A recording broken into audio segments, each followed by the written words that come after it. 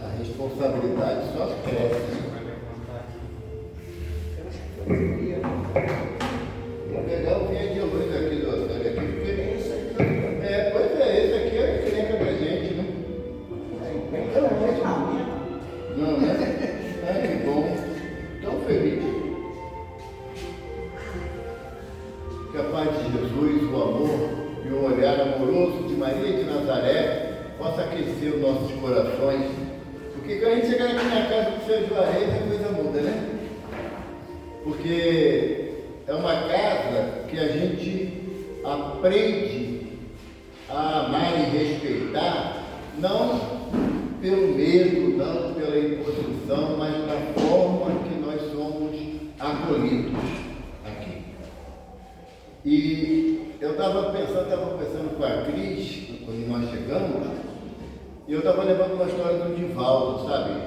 Mas antes do Divaldo tem uma história de um outro irmão, o Antônio Mileco. Antônio Mileco foi um grande trabalhador, um grande trabalhador da doutrina espírita, ele divulgador de uma persistência muito bacana, muito bonita. Ele, na existência mais recente, ele reencarnou cego.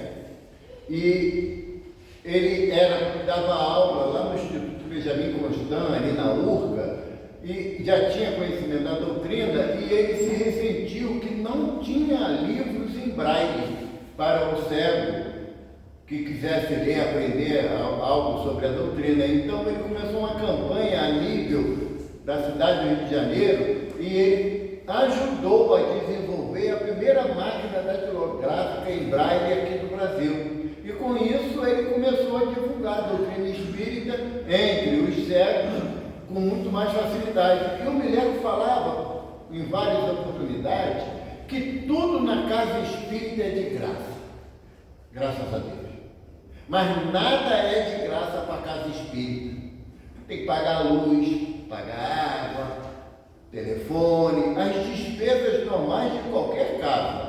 Não estamos falando aqui do trabalho social espírita, não. É a manutenção normal da casa. Caso vocês não saibam, mas até a vassoura é comprada. Sabe? A pá, o pano de chão, o saco de lixo, tudo isso daí redunda em necessidades financeiras. Aí sim eu lembrei os copinhos, né? As cadeiras, né? A água. Aí eu lembrei de Divaldo Pereira Franco, até cabe um esclarecimento, que o Divaldo ele estava na Mansão do Caminho. Maria de nós conhece o trabalho desse benfeitor, né, com muita intensidade, e Divaldo reuniu numa Assembleia Geral, que toda casa, toda instituição tem que ter o seu quadro de associados, né? Ele reuniu lá na mansão, e lá na mansão o quadro de associados estava na faixa de 2.000 pessoas à época. E ele, na Assembleia Geral, ele estava colocando que ele precisava da aprovação da Assembleia Geral, que era necessário construir mais um prédio na mansão.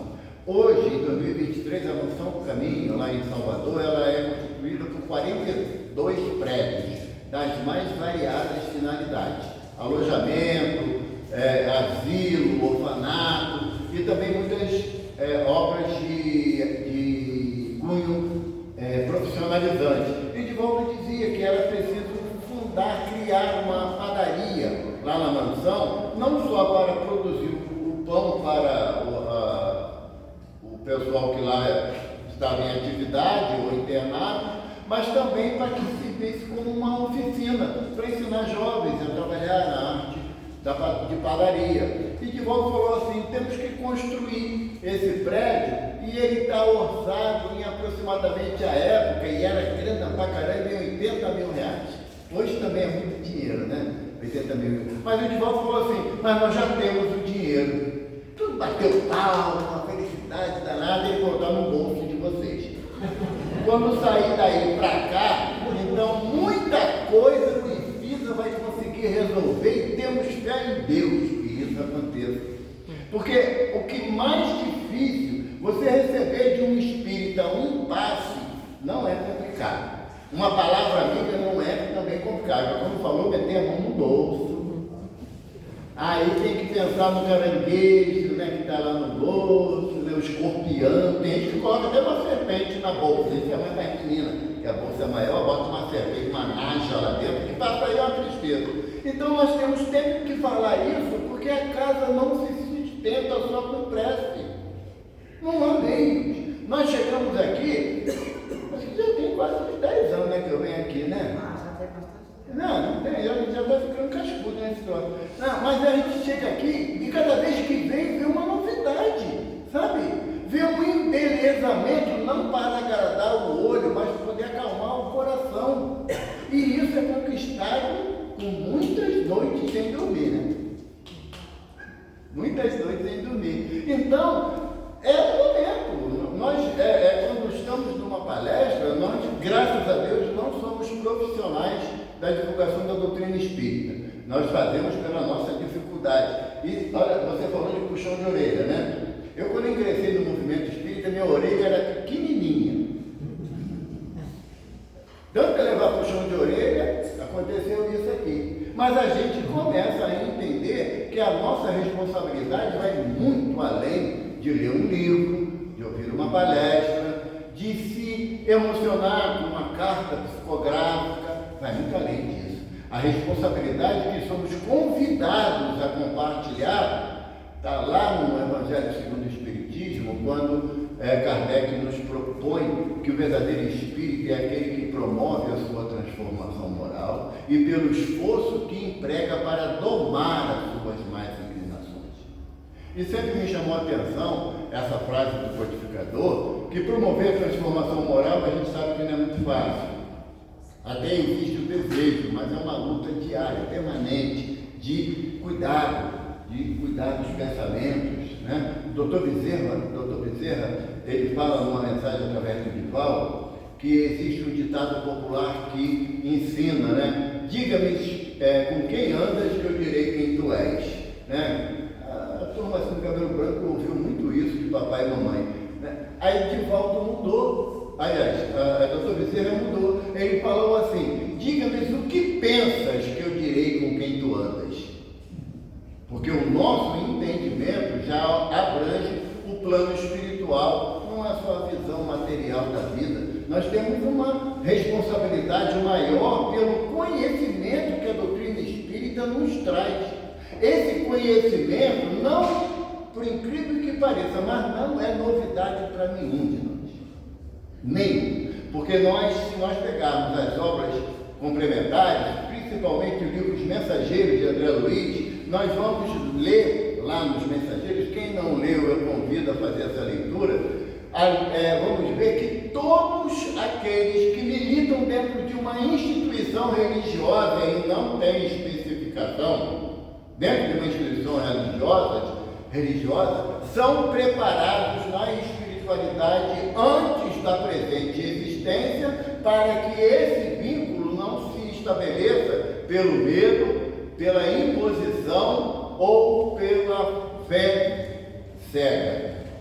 Isso acontece no plano espiritual para todos aqueles, porque tem irmãos que se reencarnam, mas não está na trajetória dele, está associado a nenhuma corrente filosófica religiosa. Não está, mas não está desimpedido de praticar o bem.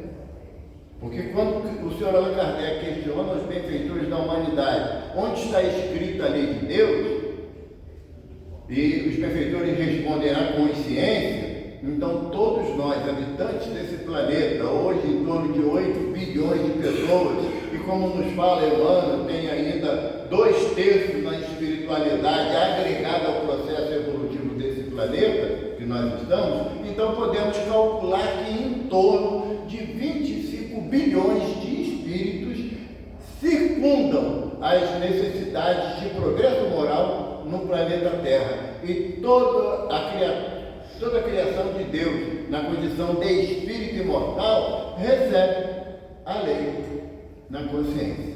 A gente não sabia, mas já tinha um chip implantado na gente, na condição de espírito, porque toda vez que a gente vai fazer uma coisa errada, seja em que nível for, a consciência grita. E a gente, lógico, se faz de surdo e faz a coisa errada a si mesmo. Mas em determinado momento, atinamos que aquilo poderia ter sido evitado.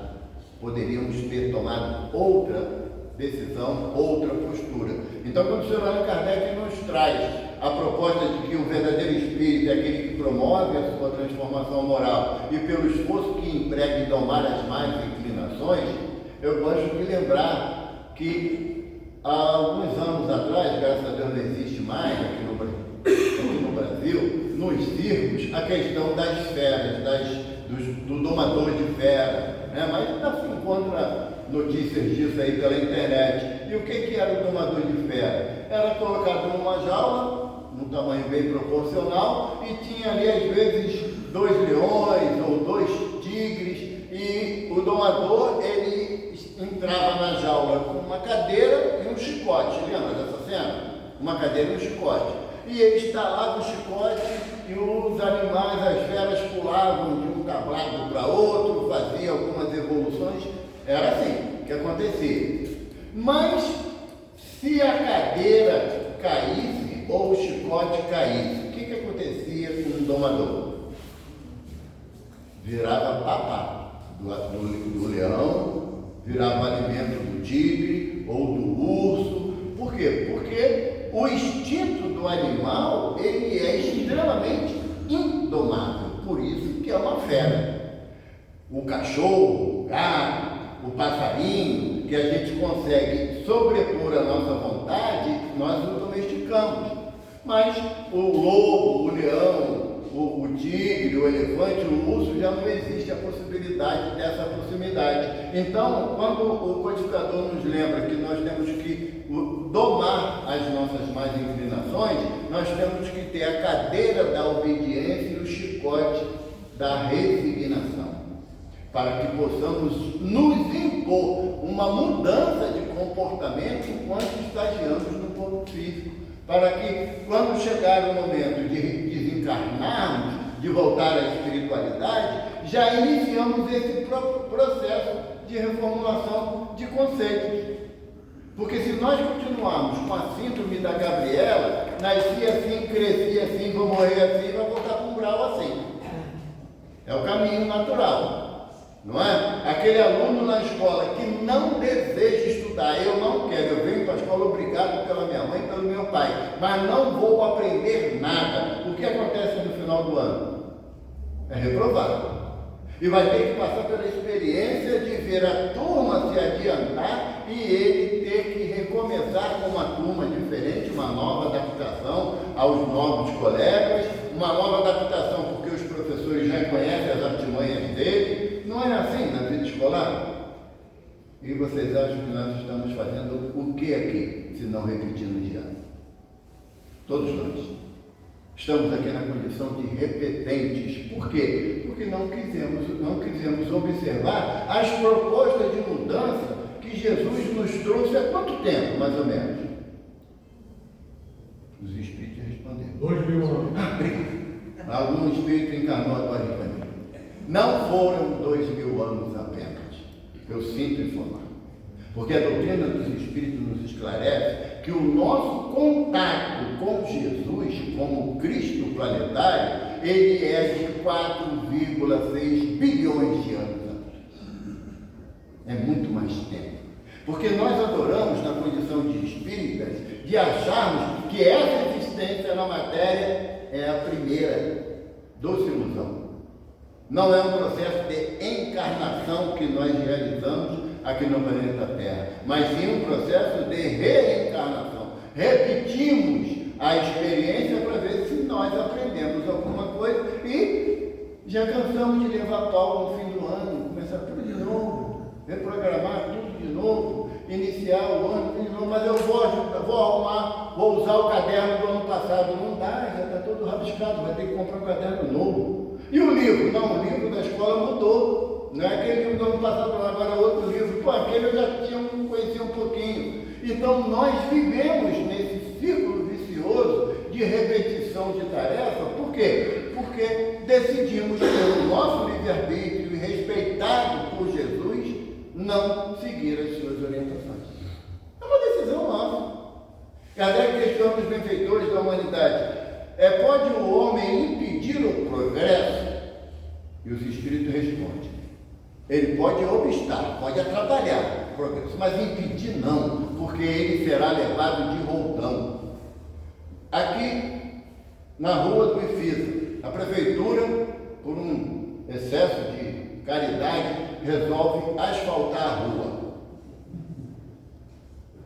Aí, o João vai lá pro meio da rua e fala: aqui ninguém bota asfalto. Sai da frente, então, senão a máquina te atropela. Sabe? E o progresso que a espiritualidade deseja imprimir no planeta é relativamente assim. Por mais que eu não queira progredir, eu não queira deixar de ser egoísta, prepotente, orgulhoso, vaidoso, por mais que eu não queira, vai chegar um momento que todos ao meu redor estão propondo essa transformação íntima na sua individualidade, e eu vejo que a cada dia que passa a escola vai ficando mais vazia. A minha sala já não conta mais com 40, 50 alunos, agora tem só 5, e são 5 que eu não gosto muito. Mas você vai ter que estudar com ele o ano todo. Bom, mas eu não gosto. Sinto muito, mas não perguntamos se você gosta ou não. É da lei que aqueles que não quiseram estudar, quiseram repetir de anos por diversas oportunidades, fiquem agora juntos, para que possam caminhar em grupo. Ou seja, numa linguagem muito mais popular para a gente compreender, bem-vindos a um plano de prova e expiação. Por decisão nossa, não por imposição da lei.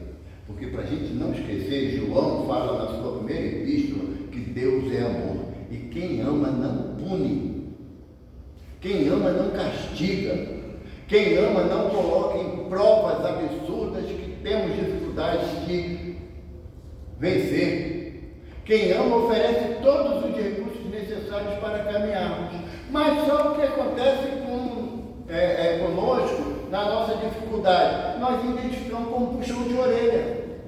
Porque é mais fácil eu me sentir repreendido do que me sentir impulsionado a mudar. Não é muito mais fácil. Ah, não, mas eu sou um espírito ainda com muitas dificuldades, evidentemente que sim. Mas está encarnado é para isso. Para aproveitar até a última gota de oportunidade que temos para algo mudarmos na nossa trajetória. Porque a doutrina espírita, ela não é adepta do mesmismo. Não está bom assim. Olha só, agora resolvemos que as cadeiras vão ficar mais próximas, mas do meio para trás. Não, pelo amor de Deus, não mexe em nada, está assim há tantos anos. Não, mas por que está assim? Não, porque agora aqui na frente a gente vai fazer, sei lá, vai botar as crianças aqui para poder assistir a palestra junto com os adultos. Não dá certo, a criança faz um tumulto danado. A nossa visão ainda é assim. E esquecemos que as crianças são portadoras de uma alegria que nós não estamos mais habituados. E como não estamos habituados, a criança incomoda.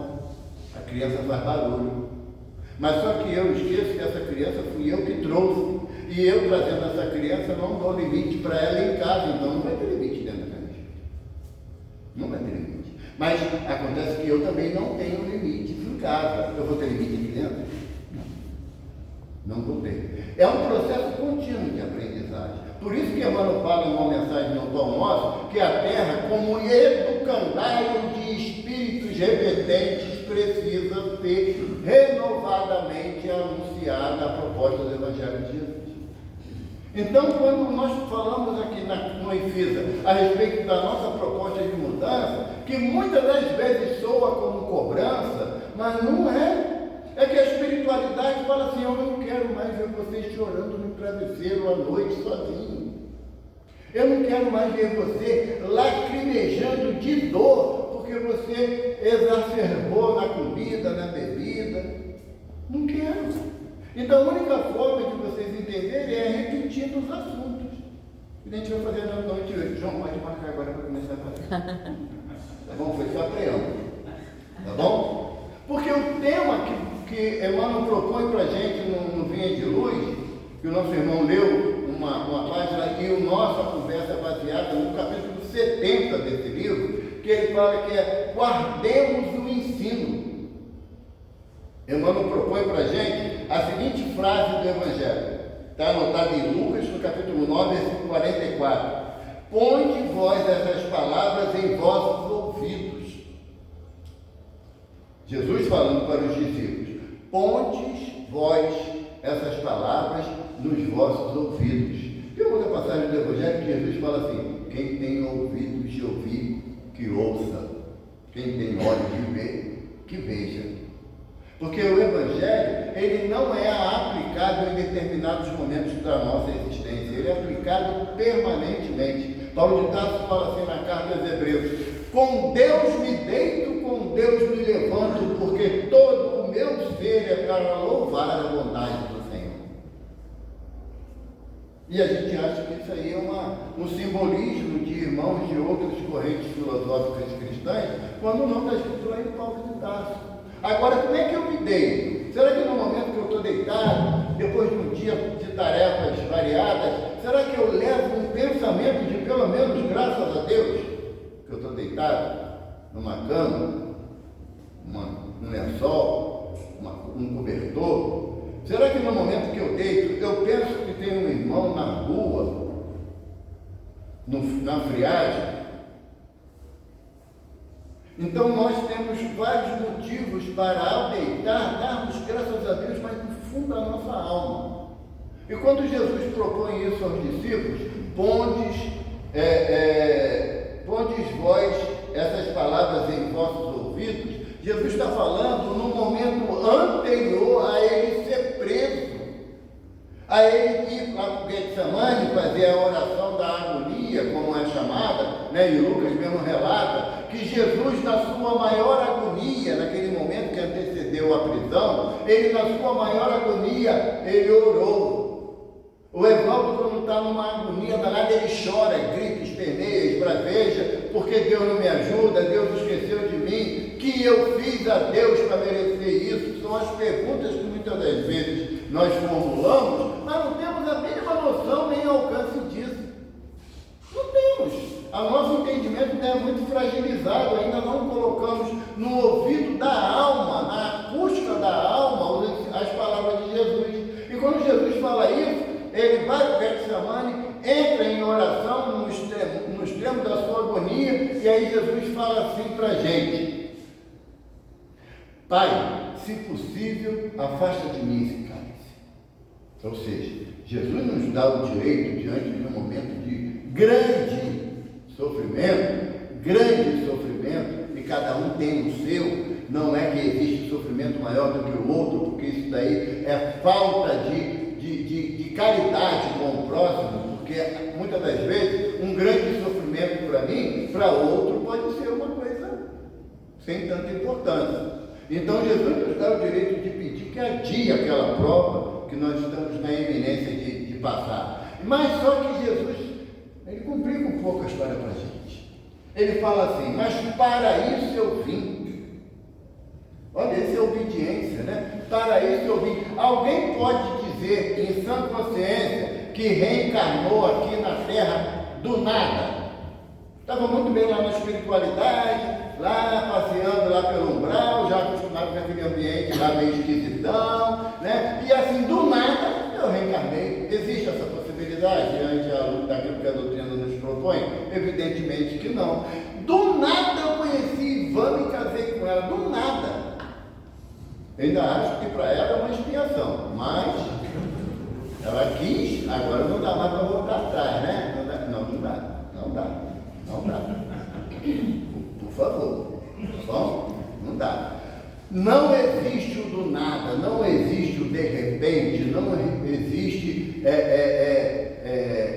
aconteceu, não existe. Todas as propostas que acontecem na nossa jornada, desde que eu não provoque, tá? Vou atravessar a pista de olho fechado, porque eu sei que o irmão Juarez vai me dar a mão, vai na espiritualidade, tu vai ser atropelado, e ele vai falar: meu filho, suicida do lado de cá, hein?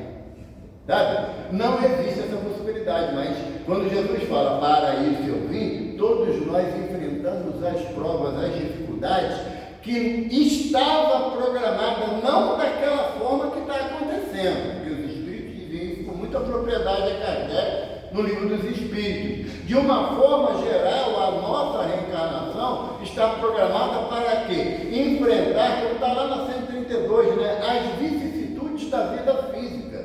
Mas não quer dizer que o fato de eu trair a minha esposa e ela terminar o casamento comigo, que é meu karma, porque não é, a minha pouca vergonha mesmo.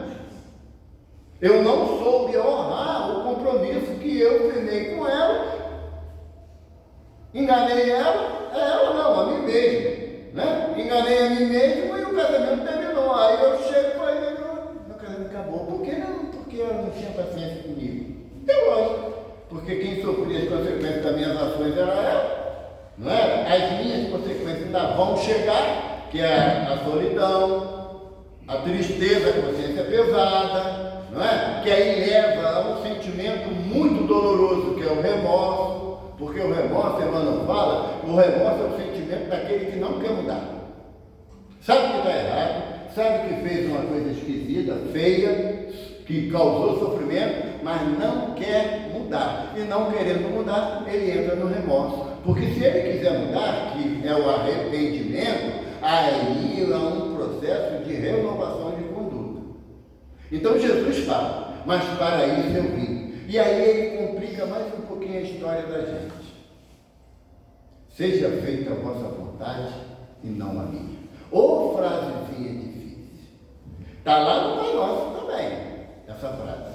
Por quê? Porque quando eu coloco a vontade de Deus soberana a minha, eu entendo que mesmo estando em desacordo com os meus interesses imediatos da vida material, Deus que tudo sabe, tudo vê, fará com que eu compreenda melhor aquela situação. Agora, quando eu falo, e normalmente eu tento mudar esse conceito, quando eu digo que seja feita a minha vontade e não a de Deus, aí dá encrenca, dá ruim. Porque uma vez um benfeitor falou assim para mim: quando você arruma um problema qualquer e vai para a justiça, contrata um advogado, ou mesmo um advogado público, né? Você vai para a justiça dos homens, ela é rígida e muitas das vezes injusta. A justiça de Deus, não. A justiça de Deus é misericordiosa. Para mim. Agora, quando a falha é do outro, eu quero a justiça nua e crua, então, como dizia, né? Lex dura lex, né? A lei é dura, mas é lei. Para o outro, eu quero o rigor da lei. Para mim, eu quero a misericórdia, mas só que Deus não faz a vontade do homem. Deus procura sempre equacionar a sua lei baseada na justiça, no amor e na misericórdia. E aí, quando Jesus coloca essa situação para os discípulos, Jesus está falando o quê? Mesmo eu ensinando a vocês que o propósito é aprender a renovação de comportamento, seguindo os meus exemplos, que os exemplos de Jesus, todos os ensinos de Jesus, ele exemplificou para a gente, todos. Amarás a Deus sobre todas as coisas e o próximo como a ti mesmo. Pai, perdoa-os, pois não sabem o que fazem. Quer um exemplo maior de amor ao próximo do que esse? Ama o teu próximo como a ti mesmo. Amarás a Deus, amai-vos uns aos outros, como eu vos tenho amado. Eu não consigo amar aquele que está próximo de mim, mais próximo de mim, desde que não me agrade, desde que fale algo que não gostei. Aí não dá para ficar com fulano, mas o parâmetro é o amor de Jesus. Amai-vos uns aos outros como eu vos amo. E aí eu perco toda a condição de querer exercer uma corrigenda sobre o outro de uma forma que eu não aceitaria, não suportaria aquela mesma corrigenda. Quando Jesus enuncia isso, Emmanuel coloca para a gente, muitos de nós queremos falar com Jesus, mas poucos de nós queremos ouvir Jesus. E é uma situação, é um momento que é de intimidade, sabe? Não é chegar com a gente e falar, vamos falar com Jesus. Nós falamos isso de forma até hipotética no momento de uma prece, mas a conversa que Jesus mais gosta é aquela tete a tete, individual, sabe? André, um dos discípulos, falou no templo, nas sinagogas ou nos campos. E André falou assim, vou falar que é nos campos, porque ele não gosta muito de negócio de casa de pedra, assim, Jesus não é muito partidário disso, ele fala sentado no barco, fala em cima da montanha, aí André já querendo aliviar a barra, nos campos. Aí Jesus falou assim, quando tiveres orado ao Pai, recolha-te ao silêncio do teu quarto. E o Pai que vê em secreto, já parou para pensar nessa frase de Jesus? O Pai que vê em secreto. Deus vê em secreto tanto os meus pedidos como as minhas ações. Aquelas ações que você daria se tivesse um prêmio da Mega Sena da virada para ninguém saber. Deus sabe. Que o Pai que vem em secreto vos dará o necessário para a vossa subsistência. Eu escutei uma vez, eu já falei isso, mas vou repetir, que sabe qual é a maior dificuldade de nós espíritas, quando retornarmos à espiritualidade? Primeira grande dificuldade, ficar sem celular. Nem um minuto sobre, sem celular. Ficar sem celular. Eu já penso, já dá pânico. Segundo momento na espiritualidade, num telão maior que essa parede aqui, vai aparecer todas as mensagens que você digitou no WhatsApp, mesmo aquela que você apagou, que ninguém viu. E todo mundo que estiver perto vai ler junto contigo. Dá um desespero. Sabe por quê? Não é que vai ter, assim, nada altamente ofensivo. Não quer dizer isso, não. É que, muitas das vezes, nós nos mostramos muito mais num aparelho, num aplicativo de conversa, do que na conversa normal, no dia a dia da gente. Porque a gente julga que o que está registrado aqui, não sei se já aconteceu com vocês, você está conversando com alguém e fala assim, eu tenho que comprar pneu para o carro. Quando você abre o Google, tem lá uma oferta de pneu. Não é inteligência artificial não, isso aí é que o teu microfone fica aberto para a mídia, para o Google da vida, então ele capta aquela informação, sabe que você precisa de pneu, então ele começa a bombardear você com mensagens, com propaganda de pneu. Se o Google sabe disso, imagina o que aconteceu. Ou até o Rossandro Kring, que é um palestrante, ele é psicólogo, faz terapia familiar, ele fala que ele estava em casa, um dia ele e a esposa, e a esposa falou assim, poxa, vamos pedir uma pizza? Ele falou assim, mas tem algum aplicativo aí? Ela falou assim, não troquei de celular hoje, não tem nada. Ele falou assim, poxa, aí quando ele abriu o Google, ele já estava lá o anúncio, pizza, 4 queijos, tamanho família, valor promocional, peça pelo iFood. Ele falou assim, gente, se o computador já sabe que eu quero, imagina o que Deus não sabe da minha vida. Será que Deus não sabe que os meus pedidos, as minhas necessidades, será que eu tenho que gritar para que Deus escute isso? Aí Emmanuel fala assim para a gente, quer ver uma parte aqui que eu achei sensacional. Deixa eu ver se eu acho aqui. Ele fala que nós nos relacionamos com Jesus como se Jesus fosse um pajem, um serviçal. Senhor, está vendo a minha dificuldade. Será que tu não pode arrumar um jeito de eu conseguir um emprego melhor, ganhando mais, trabalhando menos? Jesus foi para a carpintaria com José aos 12 anos, de lá saiu aos 30. É o que o Humberto de Campos fala para a gente no Boa Nova. O que o Humberto de Campos está falando? Tem que trabalhar. Para que você tenha a justeza do salário, está lá na Gênesis, com o suor do teu rosto tirarás o teu pão de cada dia, mas eu quero todo dia passar e jogar, ou seja, no bicho, na loteria, eu acho que eu vou fazer uma fezinha e vou conseguir. Pode, sem sombra de dúvida. Está errado? Não tem nada errado, mas muitas das vezes você está queimando uma energia que você pode ajudar alguém até com uma prece, sabe?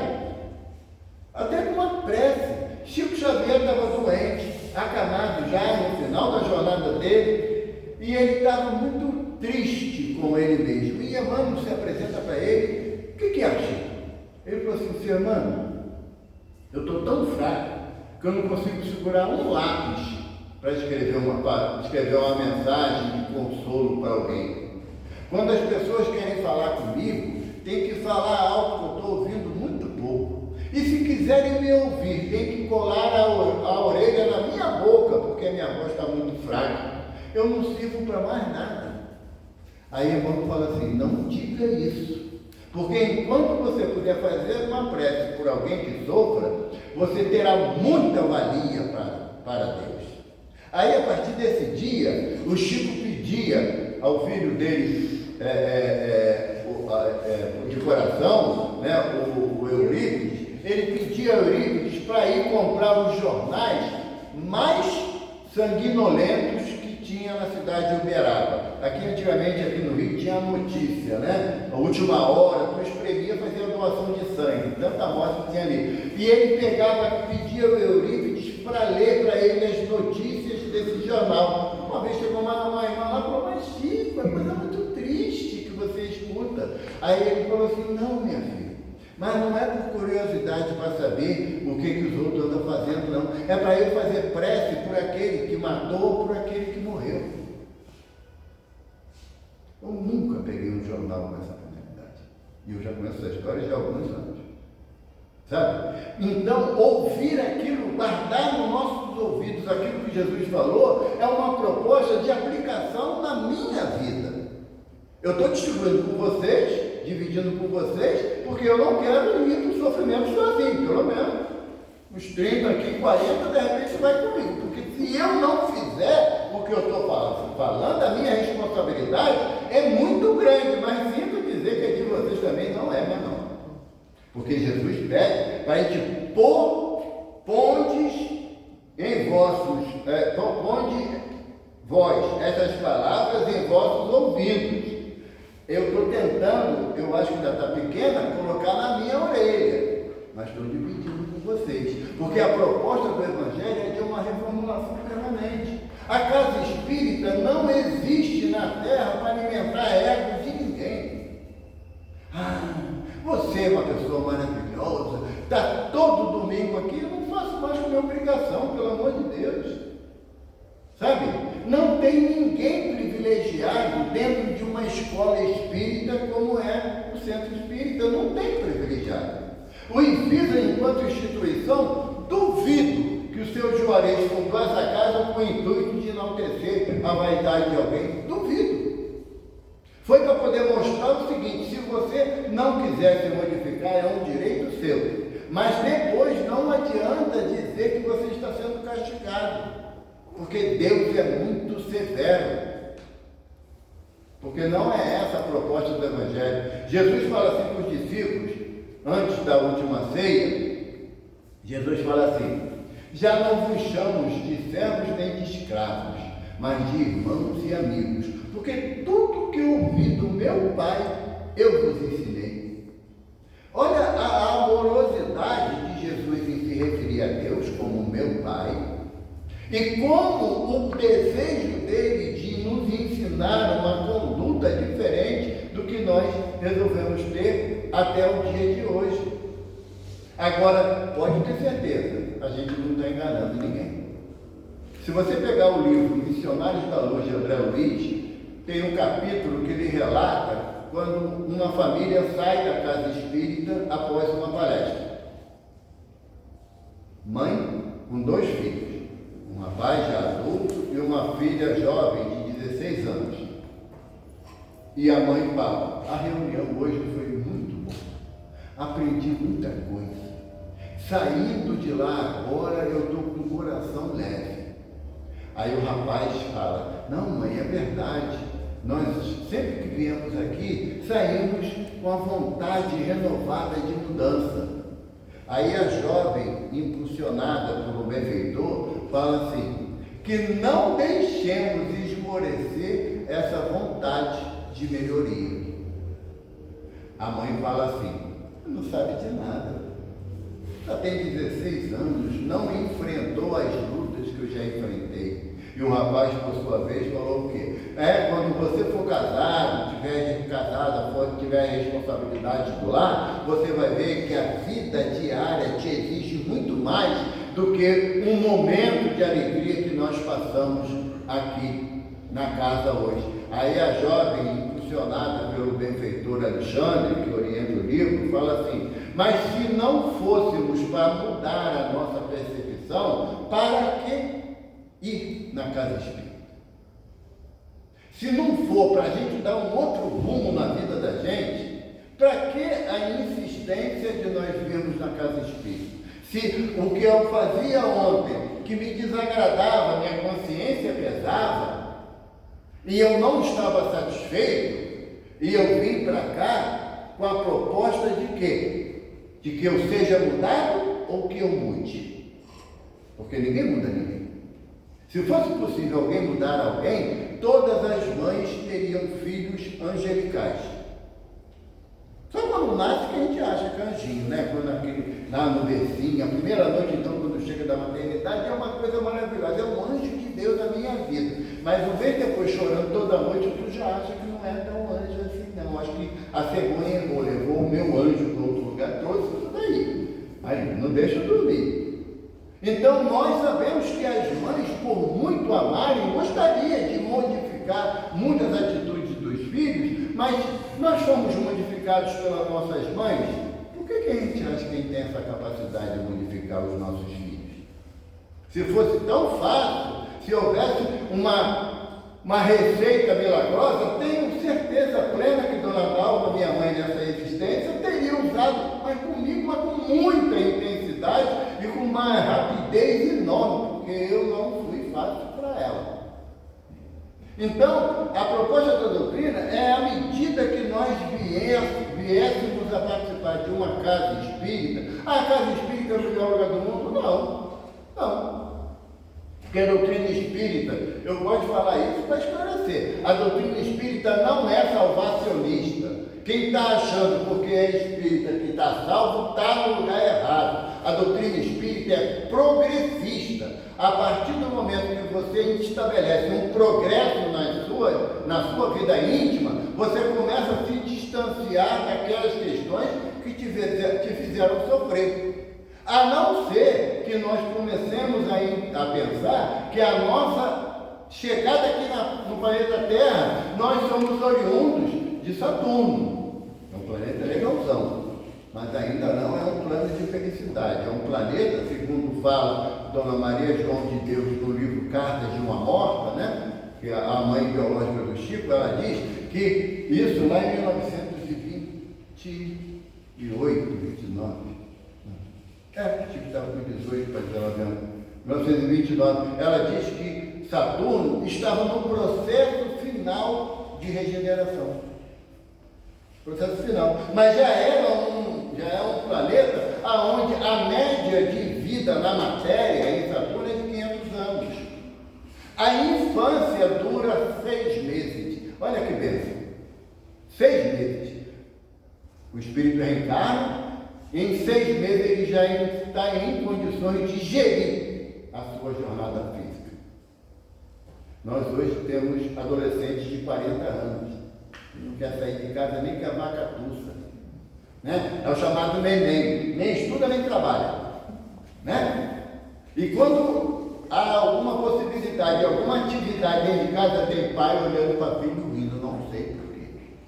Mas tudo bem, vamos passar adiante. E quando a gente vê alguma possibilidade de uma colaboração, o filho entra em cólicas. Porque ele fala: eu ainda sou filho. Eu não moro aqui nessa casa, não é com você. Agora imagina lá em Saturno 6 meses. Tá? Vai com a vida. 6 meses. E a gente fala assim: mas Saturno está muito mais adiantado. Tá? Porque o nosso processo de regeneração, segundo Emmanuel fala para a gente no Caminho da Luz, pode durar 1000 anos, pode. Não é uma afirmação, não é uma assertiva. Por quê? Porque os espíritos dizem a Kardec que no aspecto moral não existe determinismo. Sabe? É meu destino. Mentira, não é isso que a doutrina fala, não. A doutrina fala que em relação à vida material nós temos que viver com o necessário. E aí é uma outra encrenca, porque o necessário vai da interpretação de cada um. Tá? Eu falei isso uma vez, o Neymar, saiu uma reportagem, um ano passado, retrasado, que ele tinha que comprar um outro avião, porque o dele só tinha 16 lugares. Mas para ele é necessário. Onde está errado nisso? Onde está errado nisso? Ah, eu não consigo comprar um carro de 4 portas, mas esse que você tem, não é melhor do que andar a pé? Não é? Não é melhor do que ficar ali no ponto esperando o vermelhinho passar eternamente? É. Então, viver como necessário é uma das propostas para a vida na matéria. Fé no futuro. Se você não tiver a esperança de que você é um espírito que tem a jornada da eternidade pela frente e que à medida que você muda seu comportamento, que ouve os ensinamentos do Evangelho, guarda isso na tua alma, você vai angariando, conquistando situações cada vez melhores. Mas só que a nossa visão ainda é limitada. Um amigo uma vez falou para mim, ele não espírita, ele falou assim: essa história de vai receber a recompensa lá no céu, eu quero é agora. Porque o mal que eu faço eu recebo agora. A resposta, então, o bem também quero agora. Quem dera que a contabilidade divina fosse no mesmo parâmetro da minha, e o mundo já tinha terminado, já tinha acabado, porque não ia dar certo. Porque o meu sentimento de egoísmo ainda é muito forte, a ponto de eu abrir mão daquilo que eu quero para beneficiar alguém, seja lá quem for. Seja lá quem for. Porque mesmo que eu beneficiasse apenas meus filhos, eu já estava fazendo alguma coisa legal, porque na outra existência, de repente, nem isso eu fiz. Então, o processo da doutrina de progresso moral retira da gente aquela possibilidade de que em tudo dá graça. Tira aquele processo que pela graça sois salvos. É pela graça que sois salvos, não de graça sois salvos. Porque mesmo no Evangelho, na Boa Nova, Paulo de Tarso nos dá o exemplo que a luta dele não teve nenhuma facilidade. Não teve nenhuma facilidade. Em todos os momentos, quando ele ouviu o chamamento de Jesus e guardou as palavras de Jesus no seu coração, todas as suas atividades eram movidas pelo sofrimento e pela dor. Imagina se de repente bate uma situação dolorosa aqui no nosso país e proíbe-se reunião espírita. Quem for pego numa reunião espírita vai ser preso e vai morrer. E o decreto entra em vigor amanhã. Acho que vai ser tu aqui. Já vai estar tu aqui. Por quê? Porque nós ainda não entendemos que os cristãos nascentes, né, no primeiro século, vocês lembram onde eles se reuniam em Roma? Vamos popularizar, no cemitério, à noite. Quem topa ir agora no cemitério de Maricá para fazer uma reunião de prece? Não vai ter parte mediúnica não, para não dar complicação. É só prece. Quem topa? Terminar a palestra aqui, tem o meu carro está indo fora, tem mais carro, a gente vai, né? Vamos lá. Porque eu vou lá no cemitério. Isabela, você vai também. Tá? A gente vai lá no cemitério fazer uma prece. Quem topa? E o único lugar que se podia falar do Evangelho de Jesus era no cemitério. E não há relato de que viram fantasma. Sabe? Porque os cristãos da primeira hora conversavam com a espiritualidade com muito mais constância do que nós imaginamos. Tem a epístola de Paulo, se eu não me engano, é a primeira epístola de Paulo aos Coríntios, que ele tem uma frase que ele fala assim: eu plantei, Apolo regou, mas Deus que faz germinar. O que Paulo está falando? Que lá na igreja de Corinto era muito comum a voz direta, ou seja, a gente está aqui reunido e vem uma voz dando uma orientação e só pode ser espiritual, porque a gente sabe que não tem ninguém aqui atrás da parede, não tem um alto-falante aqui, ou então apareceria uma escrita direta, né? Voz direta, pneumatofonia, escrita direta, pneumatografia. Na igreja de Corinto era muito comum isso, os espíritos se materializavam para dar ensinamento. Aí Apolo falou assim: nem precisa precisa chamar mais Paulo de Tarso para vir para cá, não, que nós já resolvemos a questão toda. A espiritualidade nos assiste. Aí Paulo lança essa frase na carta dele aos Coríntios, dizendo isso. Eu, Paulo, plantei. Nosso benfeitor Juarez criou a casa, plantou a casa. Nós cuidamos dessa casa à nossa possibilidade. Mas quem faz germinar a paz aqui dentro é Deus através de Jesus. E se eu não tenho essa compreensão, eu começo a achar que A é mais importante do que B. Sabe? Sem fulano aqui a coisa não funciona, meu Deus do céu, mas se houvesse essa impossibilidade de substituição, ninguém podia desencarnar. Seu Juarez não teria desencarnado, estava aqui até hoje. Mesmo que fosse carregando ele no colo para lá e para cá, mas ele estaria aqui até hoje, porque não pode desencarnar, porque eu sou o mais importante. O mais importante na casa espírita é Jesus de Nazaré. E aquilo que ele nos trouxe, que é o Santo Evangelho. Que nós possamos, nessa noite, um bom tema para domingo, né? Para começar a segunda-feira, show de bola. Sabe? Cabeça quente. Está sendo gravado, está no Face, né, Cris? Está no Face. Eu também estou gravando ali, depois vou botar no meu canal. Quer dizer, para vocês não esquecerem. Porque as orientações, e eu sempre falo isso, né? Porque tem um benfeitor que falou que a voz que fala tem próximo à sua boca as orelhas. Eu, no caso. E como já falei, não são pequenas, então eu gravo com muito mais facilidade do que eu estou falando e com muito mais responsabilidade também. Que o amor de Jesus nos abençoe.